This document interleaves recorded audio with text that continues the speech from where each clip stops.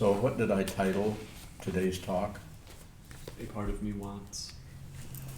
A part of me wants, a part of me wants, a part of me wants this, but another part of me wants this. So the reason I titled it this way is to bring some attention to the way the mind, the way the ego mind, the way the self-centered mind, the way the seventh consciousness, if you're using the structure of the Vijnanavada, the 8 consciousnesses of mind-only school. A part of me wants, so we do that to ourselves. I would imagine there might be somebody who's never done that, but it's unlikely. Maybe you're doing something else to reify, rectify, substantiate, solidify, support, build a structure under your discontinuous identity. Discontinuous identity. Discontinuous identity. We're not saying it's not identity, we're just saying it doesn't really have a home. But the seventh consciousness keeps wanting to make it into a home, keeps wanting to solidify, wanting to. A part of me wants to be a lawyer, but then another part of me wants to be Indian chief. Not funny, I know. But it's like we tend to do that. It's a setup for ourselves where we start to bring something up into view that we want to do or be or have. A part of me wants, but then a part of me wants, don't do that. And how do we not do that? See that you do it and don't try to stop it. If you see that you do it and try to stop it, then this is operating too quick. It's like not going down to the root of that. That will start to grow again. It'll grow because of fear. It'll grow because of hope, for that matter. Wanting something to be different than it is. Again, back to the Four Noble Truths. Wanting things to be different than they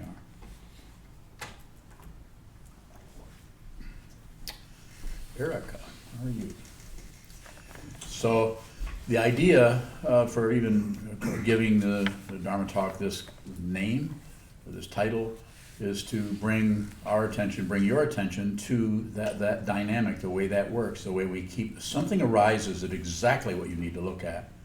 And instead of looking at that and being genuine, instead, we'd rather opt for something else. Let's pull away from whatever's arising. Well, a part of me wants to do this, and we think this makes some kind of sense when we're talking to our friends, our neighbors, mom or dad,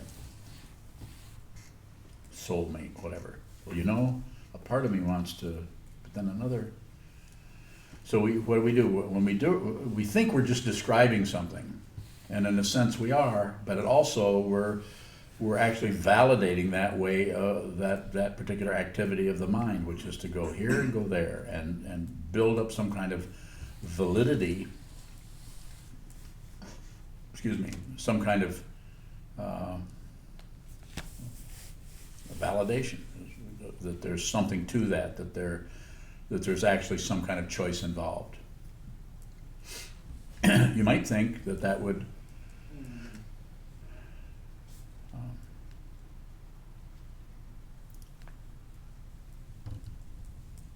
bring in some kind of idea about the nature of the identity that shows it up to be not substantial or not real, just by going through that teeter-totter, picking and choosing kind of modality that's trying to find what's the right way to do something. But instead of doing that, it's actually reinforcing the very mechanism that circularity that is, you could say, is responsible for our continued rotation in what? Samsara. Cause and effect. I like it, I don't like it, it's good, it's bad, I shouldn't, I should, they shouldn't, I shouldn't, I should have. Anytime you do any of those things, which are more elaborate versions of what? A part of me wants to, but then another part, so it's a setup. And it's a setup for what? For the incredible, amazing, and this is not a compliment, so don't get all puffed up over it, the amazing nature of the human mind, the human spirit, the human consciousness, and its ability to completely see deeply, deeply into what this really is. It's like the downside of having such incredible insight, and in spite of having the very nature of wisdom manifest from the time you're born. You can see it. We often talk when we look in the eyes of a 3-month-old child how they just look so wise, and that's because they are wise.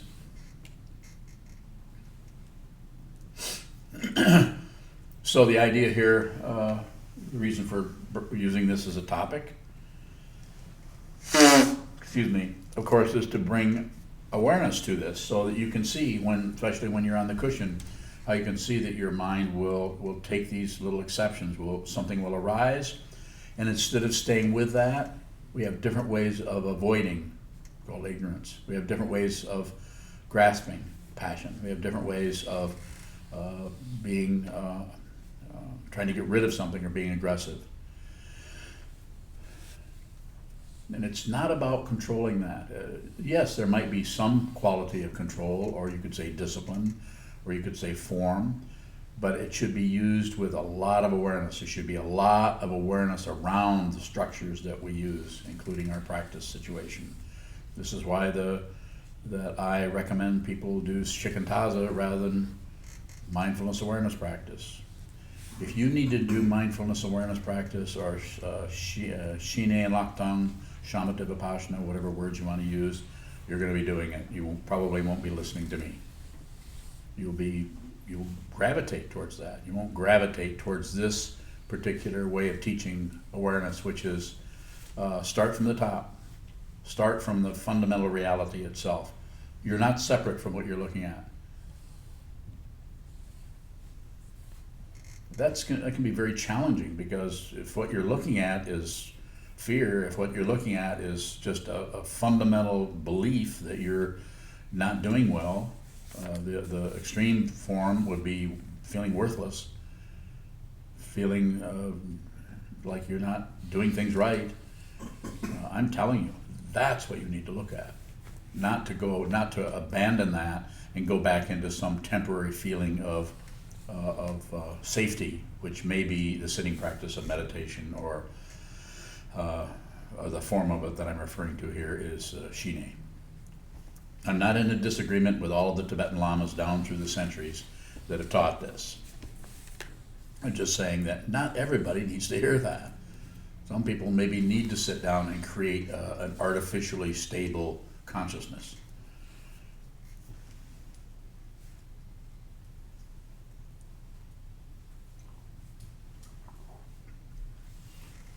I'm saying find your stability in what arises.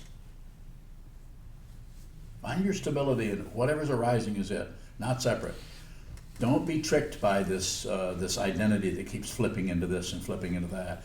Because if you are tricked by it as a living being, when you die, you're really going to be snowed. Because everything is going to turn into millions of snowflakes. I mean, then you'll see, it's almost like, aha, there is no solid being anywhere, but there's all these parts that are all clamoring for your attention. Perception only, consciousness only. That's why this school is here, because whatever you see is exactly it. There's no perceiver of that, and there's no that. It's just perception only. Yes, sir. How do you see something that you're engulfed in? You see that you're engulfed.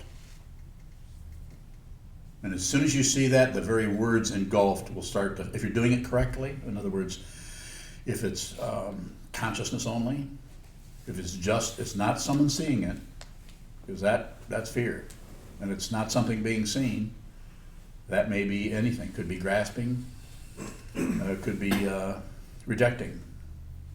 So if you're engulfed, the very engulfed feeling is the path. That is your path.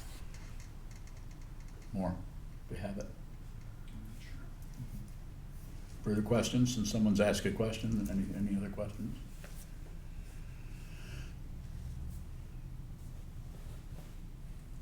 Two Leos at once? Me first. Huh? Yeah, you're the youngest. Oh. Yes, go ahead. You made some reference to upon death or dissolution of the body, then everything becomes snowflakes, or there's snowflakes everywhere. Can you go a little deeper into Yes. that idea? I'm saying right now it looks like one thing, me and my feelings, or my negative feelings, or me and my, a part of me wants to, but then another part of me wants to, we deliberately buy into the separation, buy into this, it's confusing, because we feel like we're one person that has lots of different emotions, when actually lots of different emotions are having themselves. Perception only will help you with this. This is why they've been teaching it down through the centuries, and why I happened to stumble onto it. Lucky me, lucky you, if you understand what I'm saying. But when the apparent singularity, or the human form, dies, then you will actually see how many different directions that you could go, and this will grab at you, and that will grab at you, and that will grab at you. And instead of just having a thought, that you'll actually embody that. I'm not threatening you with anything, and I'm saying I probably don't know at all what's going to happen to you.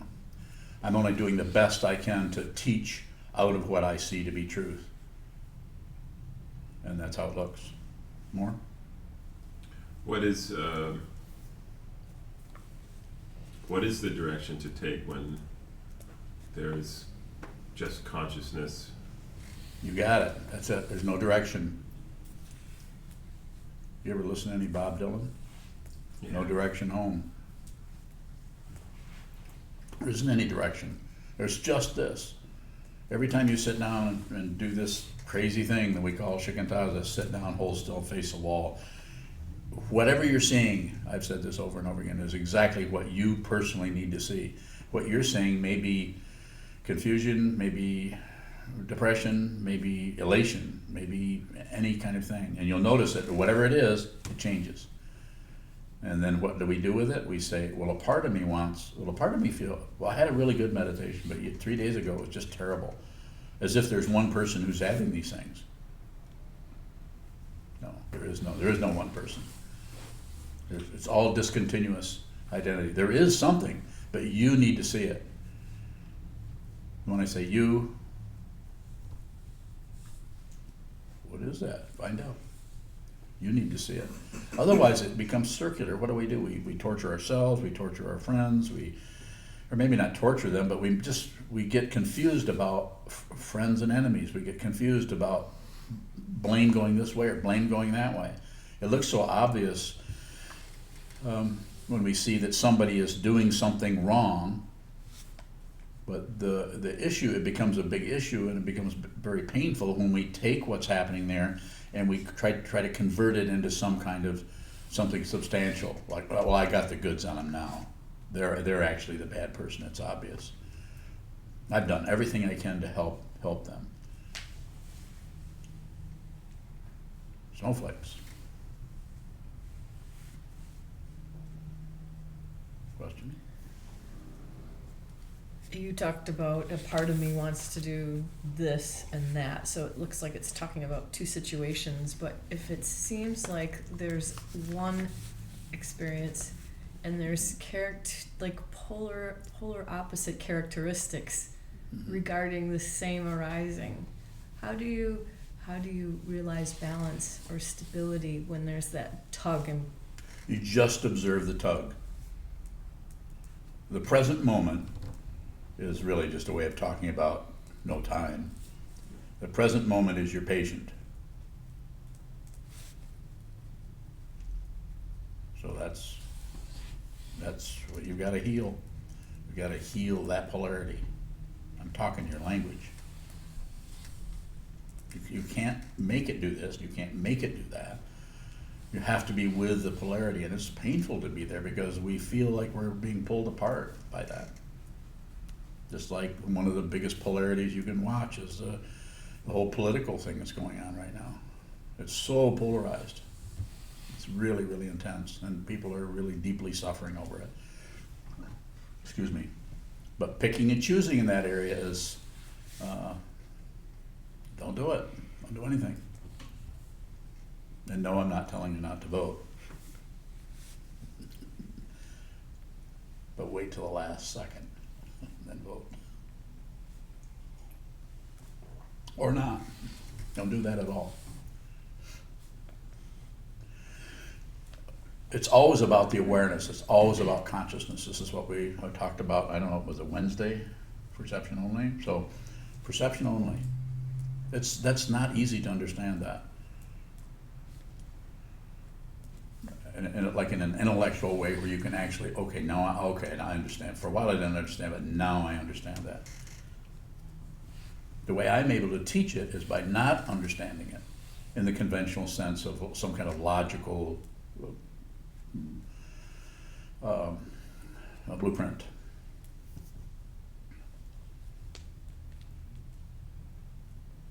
Anytime you know something or grasp at anything, you create its opposite. You create unknowing. But if you do nothing, then there isn't anything you don't know. Just looks like lots of pieces. I'm not making sense, so you should ask questions.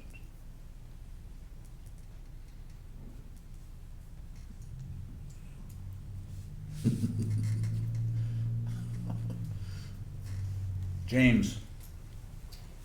We're talking about the perception only, and if you just said that we come to understand something, well, if we're perception only, then at what point do we realize we understand? If you realize you understand, this is ego. There's all kinds of things that we understand. And it's not ego in the sense that it's something we need to get rid of or transcend, or we just have to be aware of it. Just awareness. The self-centeredness may show up, it may disappear. It may come around, it may team up, it may start a political party. It may move to Honduras. I'm being silly, but I'm just saying that there's no way you can, anytime you try to hold it still, a part of me wants to, but then another part of me, that very movement, the next time you do that, watch what happens in your mind and see if there's something that doesn't do anything.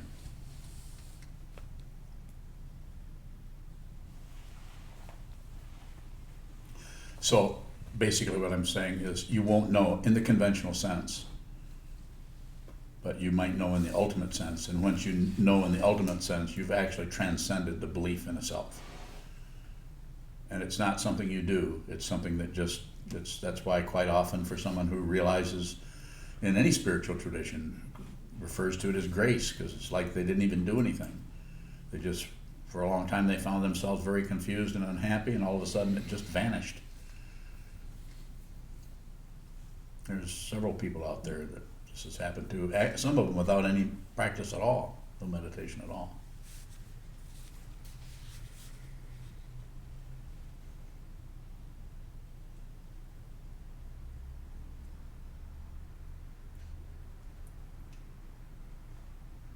Now what? Yes, Sheldon. You were talking about discontinuous identity. Yes. I think that hangs me up on that is memories. Okay. Specific questions will work. Okay. Okay.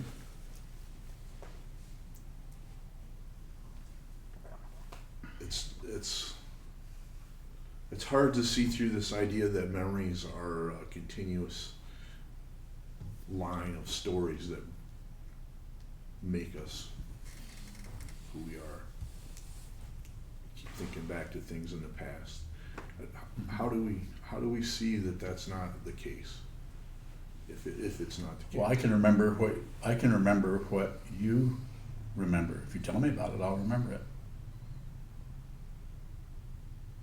So is that my memory or your memory? Well, tell me a memory real quick. Just tell me a quick memory. You're sitting on a dock fishing. You remember that memory? With your dad? Yeah. Remember that? I remember that too. What were we fishing for? Pike. Pike. No, that was in the boat.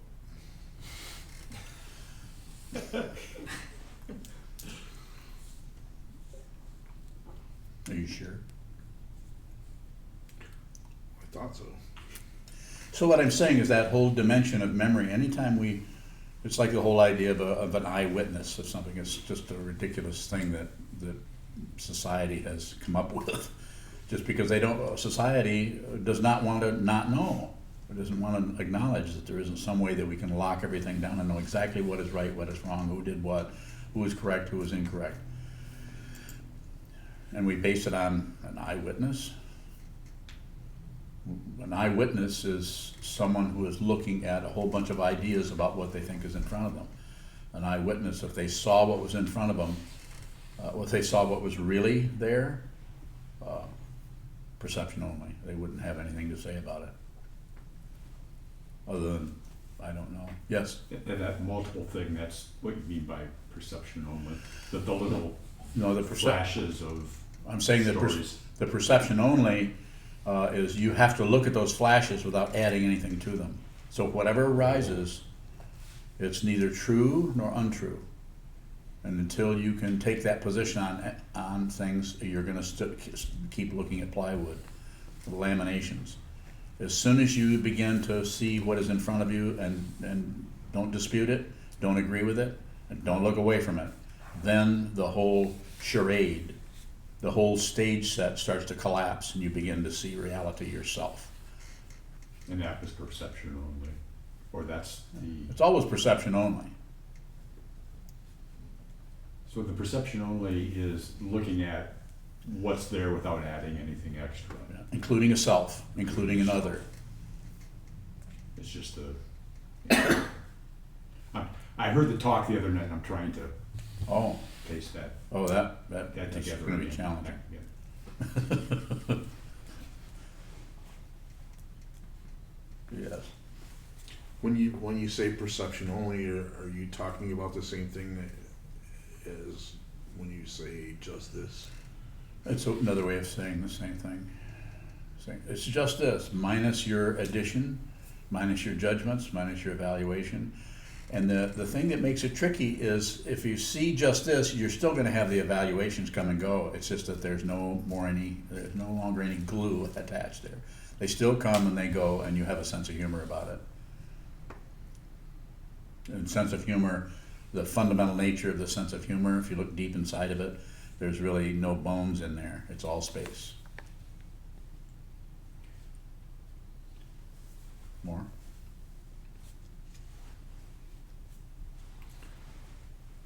So when you see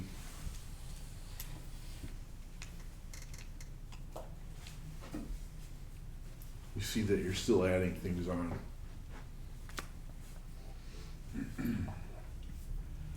the perception only of that is that you're just aware that you're adding things on. That's the path part of it. That's the path. In other words, you suffer and you have difficulties, so you've begun to step on the path of realization of awakening, and you begin to stop arguing with your world. You begin to stop, so you're no longer necessarily adding on opinions and ideas, and you're starting to slowly or speedily see what is fundamentally in front of you, which is your own delusion. That's what the Buddha, as I've said several times, and other people have said, the Buddha didn't awaken to rainbows and unicorns, but everything being wonderful in some kind of heaven realm. He awoke to how much delusion and suffering there was. More? Erica? Thinking about what Sheldon said about the memories, And just, that seems to be something that a lot of people, that impacts their life. Yes. And I mean, that's kind of what I do, is work with people's memories, and so I wonder, what do you, they almost seem to become a separate entity, like the memories are like this thing, and like, They do. what, I mean, do they need to be looked at and listened to, like what, like, That's a good question. So I would say it this way, it depends, and depends, you know, it depends on, for one thing, does that person that you're referring to, does that person have an awareness practice? Are they endeavoring to look deeply into, their experience of what this is to be a living being? Or are they just trying to find who's at fault? Are they just operating out of plus and minus, out of, I think it might be them, but I think actually I did. I have some say, I know I'm somewhat responsible, but then I did this, but then look what they did. And I wouldn't have done that if they hadn't done, the stories tie us up into knots, and we end up like the little symbol of the snake biting its tail, around and around and around. It's called samsara.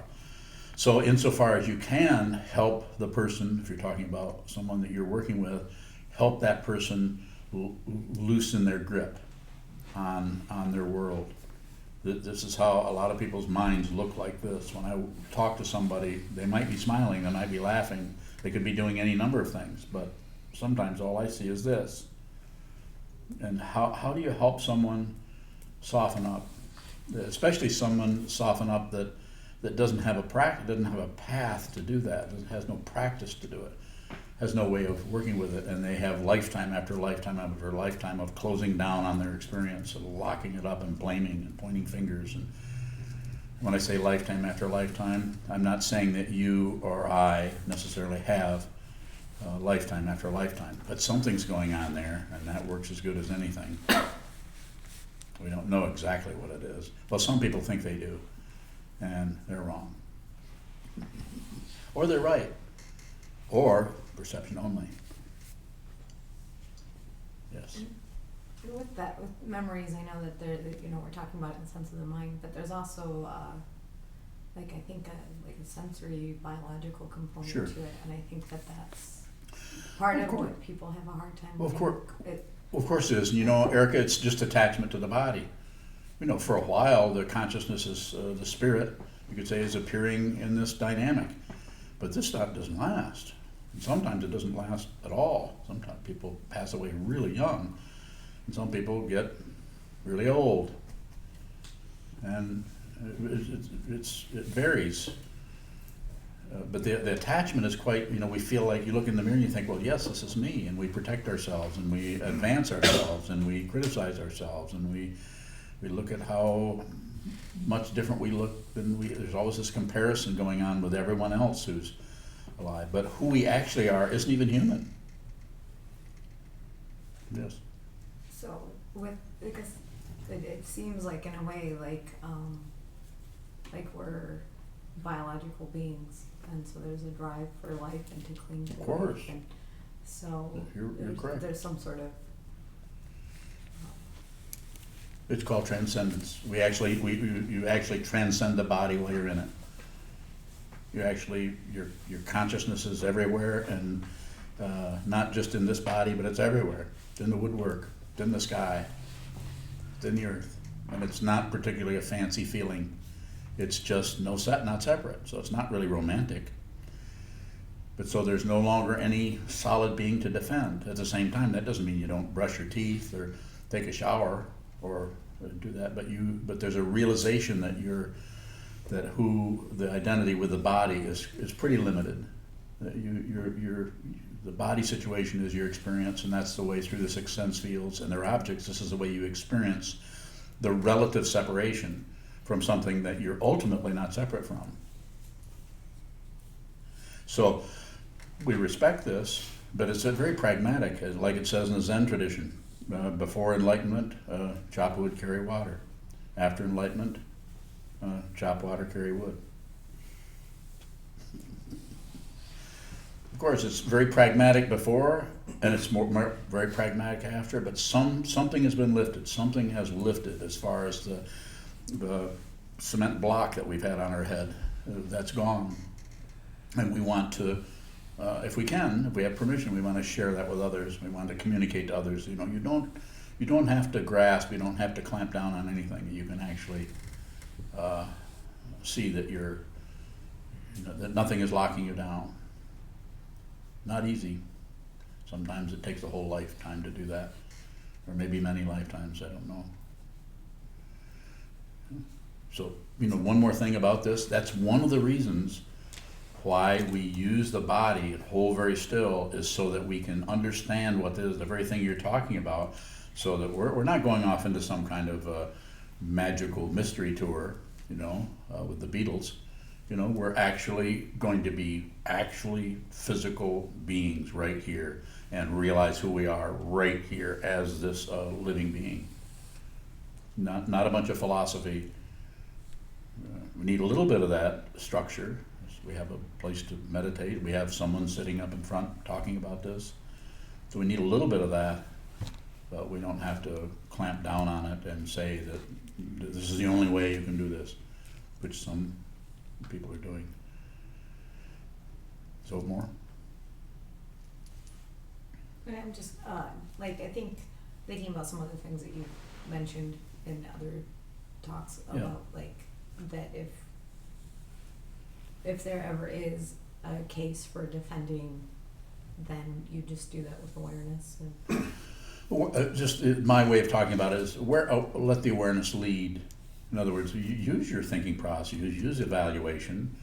So the idea would be, if you saw somebody committing a crime, you probably would deal with that directly. But the awareness should be out in front, so that rather than just make the person an evil, bad person, we have a big picture. We see the full scope of the situation. We see that the person who's doing whatever they're doing, no matter how difficult or even antisocial that it might be, we understand there's a really big picture to any individual, how a person's been treated, how much help they've had from other people, how deeply embroiled in their own craziness they are, so that they're almost demonic. They're so crazy. And how do we fundamentally help them? There's no evil anywhere. There's just an intense craziness. And how do we, especially how do you help someone if you don't have any permission? You kind of stay back and do the best you can. Difficult. Some people are not ready to be helped. More. Yes. Terry from Hawaii. Terry from Hawaii. She asked a few minutes ago, you said, if you realize you understand this is ego, she's asking if you could explain more about that statement. So yes, what I'm saying is, when I say it's ego, I'm not saying it's a bad thing, but the structure, the way the mind thinks, that grasps at some concept or idea in terms of understanding some kind of truth, there's a self-centered quality to that. That is, that as soon as you grasp this, that you create a grasper. So I'm not saying that we don't understand something and look at a recipe and figure out how to make a carrot cake, and we understand. But that understanding is very simple, pragmatic approach to something. Chop wood, carry water. But there's no strong identity is created behind that of one who understands that. So I'm not saying in every case that you understand, but when there's an insistence or grasping or closing down quality, that's when it creates a kind of identity that is basically unreal. Would that be closing down on the understanding? Is that what you're...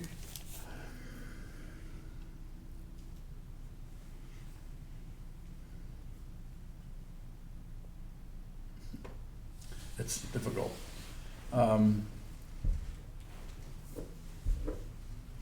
It's as soon as you understand. This is what happens to the awareness when you understand something. All investigation ceases. And now, if you're making carrot cake, that's probably going to work just fine, because you have the recipe. You're following the directions. You're doing that. You're just functioning. But if you're talking about something much more, you could say the fancy word profound and deeper about the fundamental nature of what this whole construct we call a human being, a human life, human society, on a huge ball of dirt in the middle of nowhere called Earth. To understand that deeply, it's best to keep as much openness as you can. So don't prematurely close down on something, is what I'm basically saying. And one of the ways you can do this, train yourself to be open, to live in an open dimension. That, to ego, sounds risky because we need to know we need to close down. But to the meditator, to the person who is on a spiritual path, they begin to have an understanding that they have to be fundamentally open all the time. And how do you train yourself to do that? There are probably other ways, I don't know, maybe on the planet Jupiter, you might be doing it a little bit differently. That's supposed to be a joke. So, but here, what we're doing is hold very still and see what moves. Hold very still, and you will see the modern word is neurosis. You'll see your own confusion start spinning little webs of should I do that or should I do this? Well, a part of me wants to do this, a part of me wants to do that. The next time that thing comes up in you where you're actually dividing yourself and assuming that there's a solid being who has this kind of feeling and that kind of feeling, look closely. That's what I'm saying.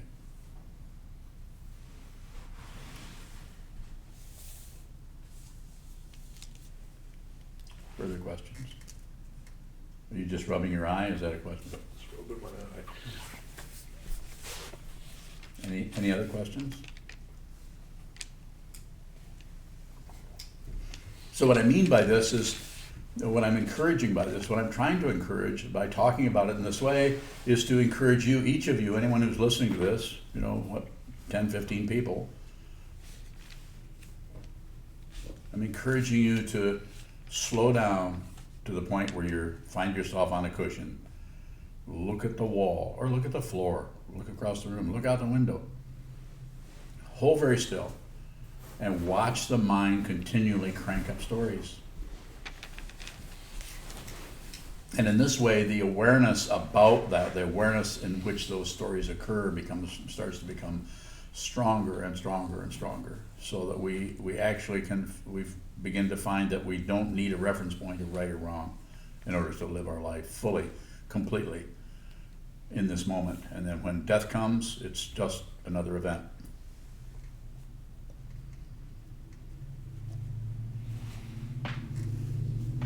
Earlier you said find stability in whatever arises. Mm-hmm. What type of stability are you talking about? It's not actually stability. It's just that you're not arguing with anything. If something arises that is somehow threatening, it's just there. Something else arising that's seductive and pulling you towards it. Something is arising, pushing away from it. Something else is arising that is boring you, or else is giving you some kind of indication you need to look elsewhere. This is what happens when you face the wall. It's kind of boring. And that's why they're going towards the ignorance or the boredom is part of awareness practice. So when I say find your stability, the awareness doesn't do anything. It's like a sky. It's like the sky. Mind like a blue sky. It's not something you can accomplish like I can just kind of turn my mind into that. Your mind is already that way. That's why to realize something is not particularly an event. It has the quality of an occurrence, but the fundamental awakening, there may not be some kind of line where you say, on March 1st, 1963, I suddenly saw the fundamental nature of reality and have been free ever since.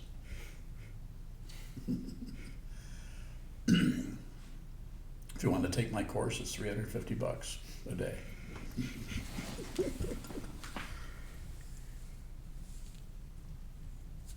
Is there more questions around that? You'd understand the stability is in not really needing stability. The stability is whatever happens there's no argument with reality anymore. No longer you're ready to live. If is important, you're ready to pass away. What do you mean when you say that going towards ignorance is part of our awareness practice? When you sit down and face the wall, that's kind of a imitation ignorance. I mean, think about it. You're actually sitting down, you're facing this because, so the wall is like your hand. It's like ignoring. When something happens, we have thoughts about it. It's like a wall. It's called Muke Geiko in the Heart Sutra, is walls of the mind. The other two of the three poisons, the going towards, grasping is passion, that's a little bit easier to see. We can see when we want something to be different than it is, or we want to grasp it. We can see the other one, aggression, when we don't like it, we'd like that to stop, we'd like to end that should go away. But the one, the ignoring, is more like a wall. It's like a wall of the mind, and we're facing a wall, so we're kind of coming up with an artificial, we're kind of artificially stopping everything and holding still so that we can investigate more deeply. More. Guess I'm having a little trouble understanding how looking at the wall is ignorance. Well, it's a wall. I guess when I think about looking at the mind, looking at the wall helps some of the things that prevent us from looking at the mind from distracting us. Okay. I'm fine with that.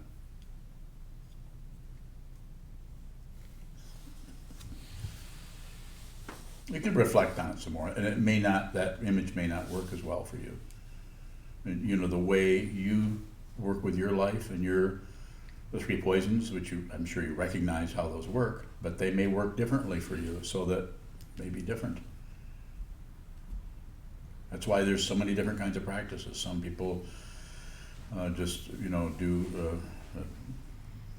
had someone talk to me this morning about the Theravadan practice or Vipassana practice. It's not incorrect just because we don't do that. Some people, that's what they need to do. They need to practice that way, and I encourage them. I'm not trying to disagree with that. Or people who are practicing tantric practice or Shambhala, you know, the practices there that involve various kinds of deity, yoga, and so on. But maybe that's necessary to do that. Tantric practice or Shambhala.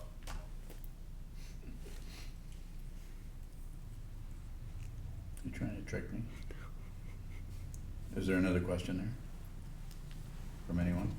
Not yet. Sheldon.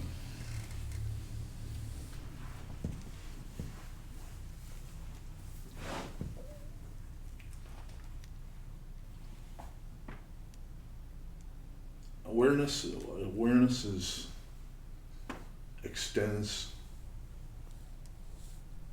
as far as space. Is that true? I don't know.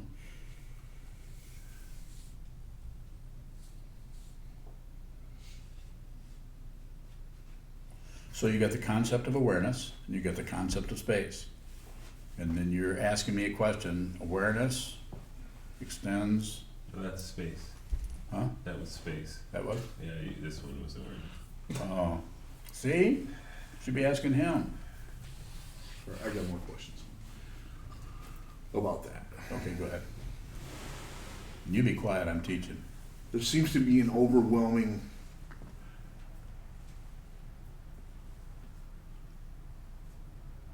amount of stuff to be aware of. Okay. Question?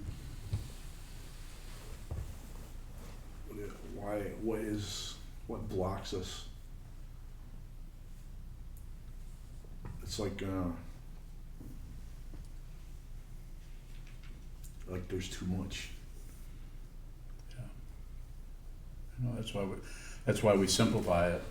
You come in and sit down, hold still, and still there's too much. There's a lot, but if you do enough of it, it seems, maybe not for everyone, not into marketing anything particularly, But if your life is going in circles and you go up this confusing thing, and then if you're saying to yourself, a part of me wants and a part, like almost a deliberate confusion, we get some kind of security out of saying to somebody, well, a part of me wants to be an astronaut, but then another part of me wants to be a pig farmer.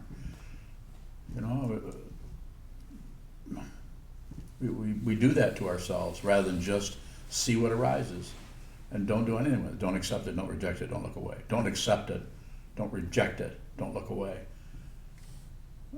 It's an awareness practice, so we're heightening or strengthening the seeing or witnessing part of that, and that begins, in your situation, that begins with seeing a multitude of things arising and falling away, and arising and falling away. And I would say, sounds good to me, keep doing it. This is why it's difficult to do, because it's tiring, and it's like going up the side of a mountain. The side of the mountain is, just full of sticks and stones and branches and sinkholes and things to trip over and sharp rocks or whatever it may be, your own particular life, your own mind, but have to keep going. And at some point, to use that relative example, at some point you get to the top and you see the vista, you see the it's just an image. It's not really that way at all, but it's just a way of talking about it, and it's a way of encouraging each person to keep going, because the path leading to that realization can be full of disturbing, painful, difficult stuff. And I would say, don't look away from it. Don't turn anything into a story, because as soon as you do, you actually get off the path and start going in circles and talking to yourself about this big rock you just stepped over, and who put it there, why did they do it, and why was it have such a sharp point on it. How do I know about that? I spent a lot of time doing it. Blaming this, blaming that. If you begin to watch the tendency to blame or accuse or find fault with, you just watch it, it will start to lose its strength. But you can't blame the blaming. You can't go in and try to stop the blaming. I'm not saying that. I'm saying just bring the awareness part, so there's lots of awareness around that, and then the tendency to want to turn something into a story or turn something into some kind of proof that you've been wronged, or that you can't ever win, or you're always going to be bumping into things, or some kind of negativity. Self-centeredness, or the seventh consciousness, gets some kind of fuel out of that, just like it gets fuel out of the title. A part of me wants to, but then a part of me, you're actually fueling the person who has those two different ideas, when actually those two different ideas are actually their own entities.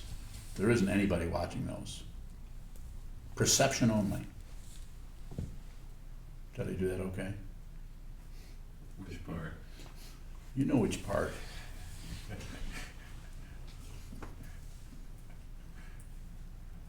Form. Are we just afraid of the vastness? Well, I think so. Yeah, I think we are. We're afraid. Thank you for bringing that up, because that's kind of what it is. It's like we get kind of close to it, and then we think, I don't think I can do this. It must be an easier way. This is way too much to. We shouldn't ask this of anybody. This is what I felt a while back. This is just wrong to have to go. I shouldn't have to go through this. I shouldn't have to go through this. Yeah, sound familiar a little bit? How do I deserve this? I don't see anything adding up to me going through this. We just keep, But a part of me wants to. Another part of me wants to meditate. Another part of me wants to move to Honduras. I hear they're really happy down there. People have lots of colorful clothes, and people enjoy life down there. They don't sit and look at a wall. Those people looking at the wall, there's something just totally crazy about doing that. We're always telling stories to ourselves about everything. How do I know? I know. And what I'm saying out of that, if you're listening to me, give me the benefit of the doubt. You don't have to trust me. Don't trust anybody. Don't trust anybody. give me the benefit of the doubt. Would I lie? Who just said that recently? I just got that from somebody, but I can't think of who it is, yes. I don't know to answer that question. Oh, I thought you had a question. I do have a question. Well, that's why I'm calling on you. Okay. Well, a part of me wants to ask you a certain question, but the other part of me, Mm-hmm. no, that wasn't the question. That's Well, not actually very funny. But No, I realized that as I was saying it. The way that you're speaking about this, it seems to be pointing more at wanting and desire. So, Yeah. so it sounds it's more of an action. Part of me wants to act in a certain way, or act in this other What's way. your point? How does it work with feelings, emotions? Part of me feels that I hate you, but a part of me feels like I love you. Same thing. Same thing. Any kind of protocols around that are very circular. They still come back to the same confusion about separation, thinking that there is separation, that the ultimate nature of things are separate. I'm here, you're over there. Or I'm here and the world is out there. Or the world is my, what is it? The world is my clam. Is that it? The world is my octopus. I know it has something to do with seafood. Okay. Sit down comedy. So Yes. what is fundamentally arising when we find ourselves trying to decide between X and Y? What is fundamentally rising? Confusion. To give it a title, it's confusion. But the confusion is based on, as the tradition is called, primitive beliefs about the nature of reality. The primitive actual belief. A belief is something you don't check it out. It's a belief, of course. Everything is separate. There's good guys and bad guys. There's right and wrong. The whole idea of right and wrong is just a misunderstanding based on wanting to blame and credit. Praise and blame, that's one of the 8 worldly dharmas. The people who live their life out of those dynamics will be circular. It's not a spiritual path, it's a mundane path. Not incorrect, it has its own kind of correctness to some extent, but the fundamental nature is not separate. More?